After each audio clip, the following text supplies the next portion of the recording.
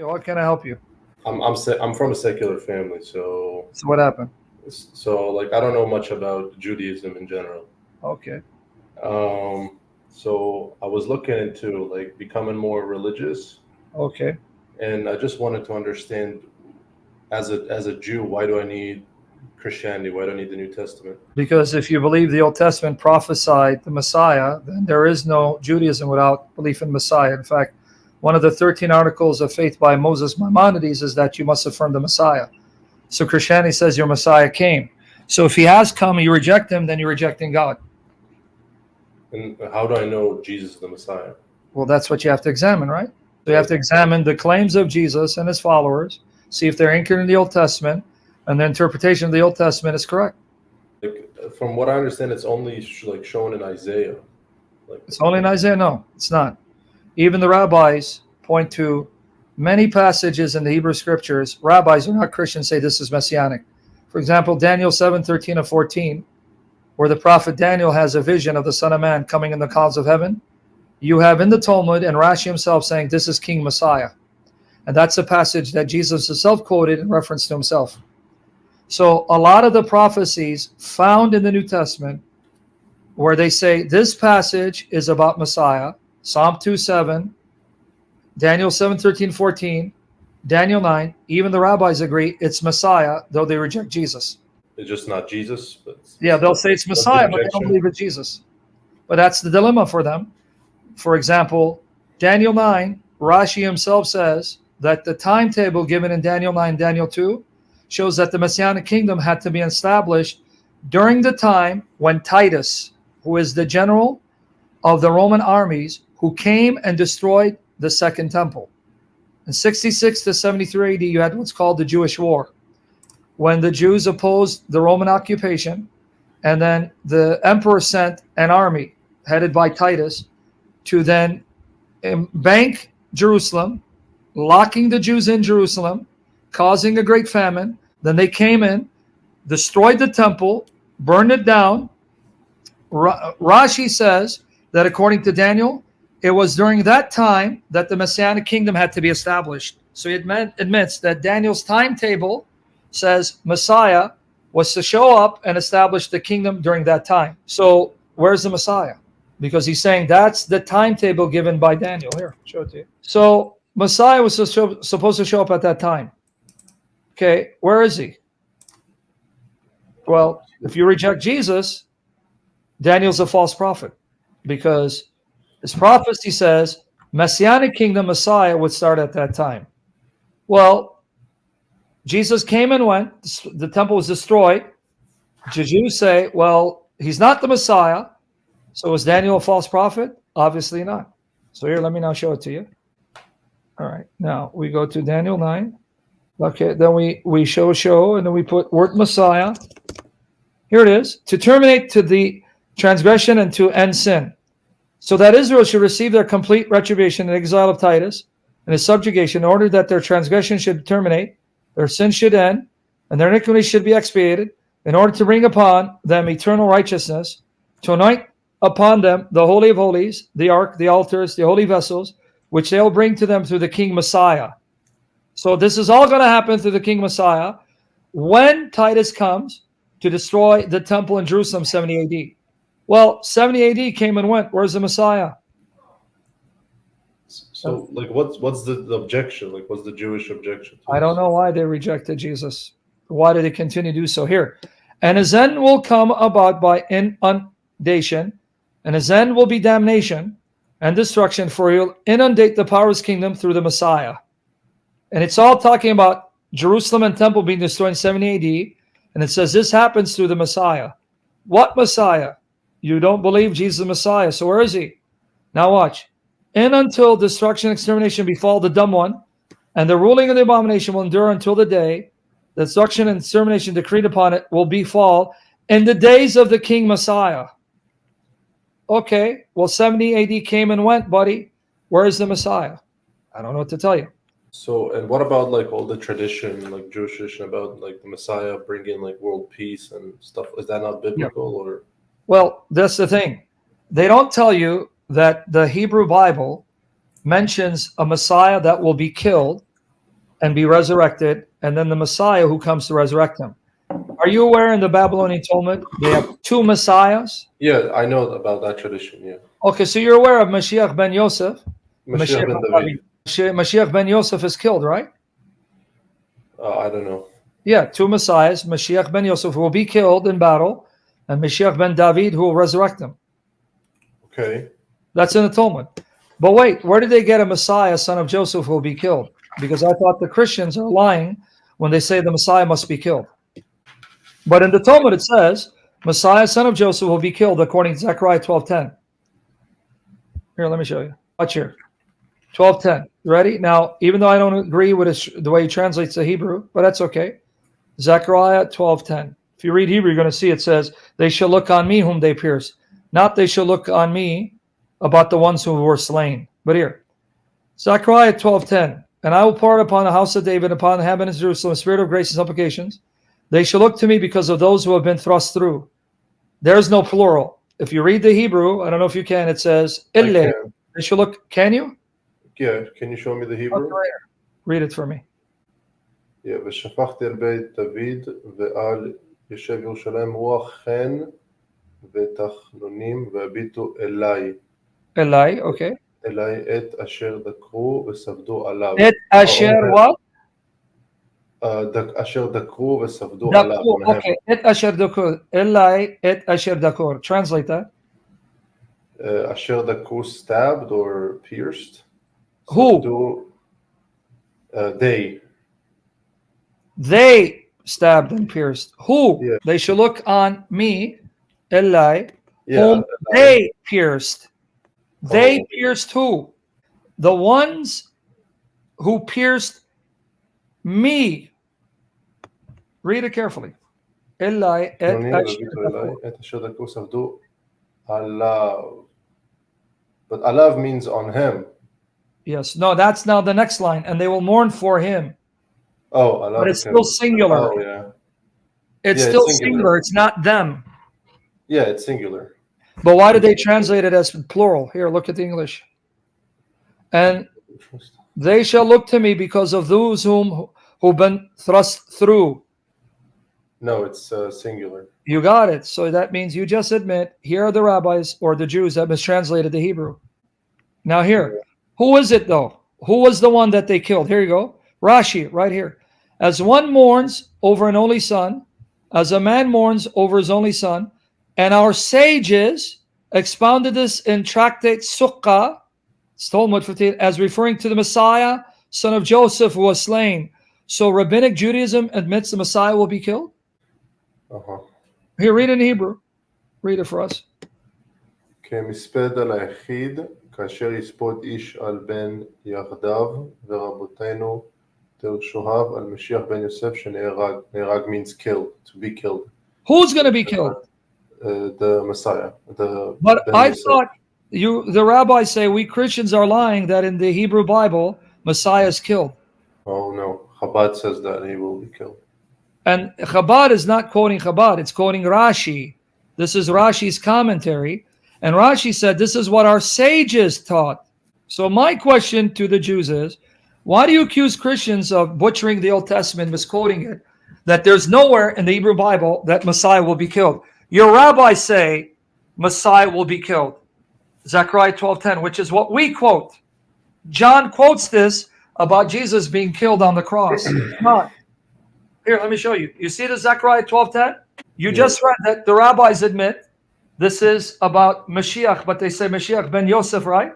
Yeah, they do. Okay, now watch John saying this is about Messiah, and Jesus fulfilled it. And when he was pierced on the cross, he fulfilled it. The quote here. Therefore, when Jesus had received the sour wine, he said, it is finished. And bowing his head, he gave up his spirit. Then the Jews, because it was a day of preparation, so that the bodies would not remain on the cross on the Sabbath, for that Sabbath was a high day, asked Pilate that their legs might be broken and that they might be taken away. So the soldiers came, broke the legs of the first man and of the other who was crucified with him. But coming to Jesus, when they saw that he was already dead, they did not break his legs. But one of the soldiers pierced his side, pierced Jesus' side with a spear. Dakur, there's that word. And immediately blood and water came out. And he who has seen has borne witness. And his witness is true, saying, see, I'm an eyewitness. I was there. I'm writing as an eyewitness. And he knows that he's telling the truth, so that you also may believe. For these things came to pass in order that the scripture might be fulfilled. Not a bone of him shall be broken. And notice here, and again another scripture, they shall look on him whom they pierced. That's Zechariah 12:10. When Jesus was killed on the cross and pierced, he fulfilled Zechariah 12:10. No, baloney, Messiah's not killed. But then that's what the rabbi said. They agreed with us. They agreed with John, the Jew, that Zechariah 12:10 is about Messiah. I see. Right here. But what if like Rashi is just wrong? Like, but he said the sages, not him. Sages plural. They're all wrong. Then who got it right? But here, I'm going to give you another one. This one is an interesting one, because this is the one we use to show that Mashiach, Messiah, is divine. He's more than a human. Yeah, because I was told like that, you know, the Messiah is not God. So okay, well, let's see if that's true. Here you go. I'm going to show you something here. Daniel 7:13 and 14. This is one we use. It says, I saw in the visions of the night, behold, with the clouds of the heaven, one like a man. It's actually Bar Inasha. Bar Inash in Aramaic. Bar Inash. We say Bar Nasha. Coming, clouds of heaven coming, and he came up to the Ancient of Days and was brought before him. Okay, now, Bar Inash, Bar Nasha in modern Assyrian, Bar Inash means son of Inash, son of man. Ke Bar means like a son of man. yeah. So literally it's son of man, right? Yeah. But what will all the nations do for him? And he gave him, the Ancient of Days gave him dominion and glory in the kingdom, and all peoples, nations shall serve him. Now notice this son of man, Ke Barinash, one like a son of man. Barinash means son of man. His dominion is an eternal dominion, which will not be removed, and his kingdom one which will not be destroyed. Now notice, he rules forever over all peoples, but they will serve him. Now what's the Aramaic for serve? In Aramaic, it comes from pilach. Yipelechun. Oh, Yipelchun, yeah. Yipelchun. Yipelchun from pilach. Yipelchun. They will all, Yipelchun, serve him, right? Yeah, serve or praise or... Okay, but this word Yipelchun is used in Daniel for the service given only to God. Really? Oh, yeah. Daniel 7:27, buddy. And the kingdom and the dominion and the greatness of the kingdoms under all the heavens will be given to the people only once. Its kingdoms is a perpetual kingdom, and all dominions will serve and obey. Well, holy ones, okay. Now here, the word is Elyonin. It will be given to the Most High. Elyonin. Elyonin, that's the high. That's God. How do I know? Elyonin is God because he's mentioned here in Daniel 7:25. The Most High. The Elyonin, the high ones, holy ones, it's actually the Most High. That's him. So they give Yipelchun to the Most High, right? Because the Most High is the highest ones, plural. Yeah, and to the Son of Man. Oh, Son of Man gets Yipelchun, right? Yeah, also him. But now notice who the Son of Man is. Look, watch. Now watch Rashi. Look what he's going to say. Here, you're going to read it. This is a Chabad Dawah. This is not Christian. Who is one like a man? The Messiah. Wow. So he agrees with the Christians. This is Messiah. Look what he says here. Read it for us. Well, yeah, it says the person who's being spoken here is the King Messiah. So Rashi says the Son of Man who rides the clouds and is worshipped forever is King Messiah. And now, who could Jesus claim to be? This is Jesus when the high priest wanted to accuse him of blasphemy. Look what he says. Mark 14:61-62. This is Jesus. Look what he says. They accuse him of blasphemy. But he kept silent and did not answer. Again, the high priest was questioning him and said to him, are you the Christ, the Son of the Blessed One?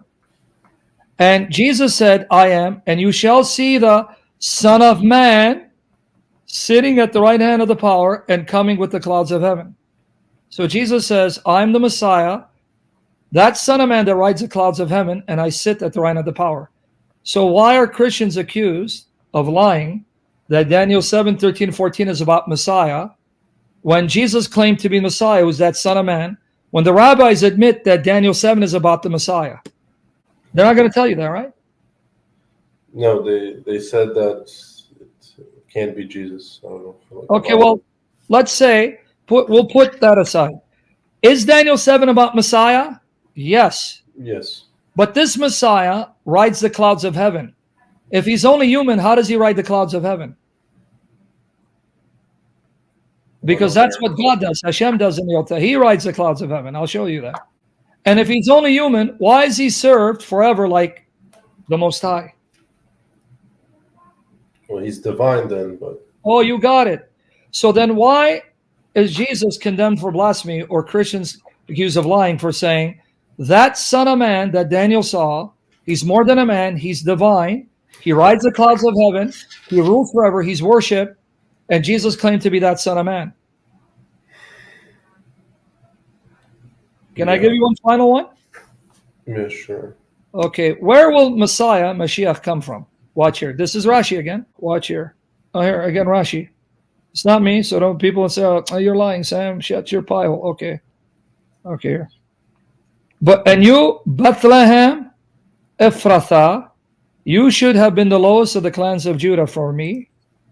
He shall emerge for me to be a ruler over Israel, and his origin is from old, from days of yore. So notice, this one, he's ancient, he's old, isn't he?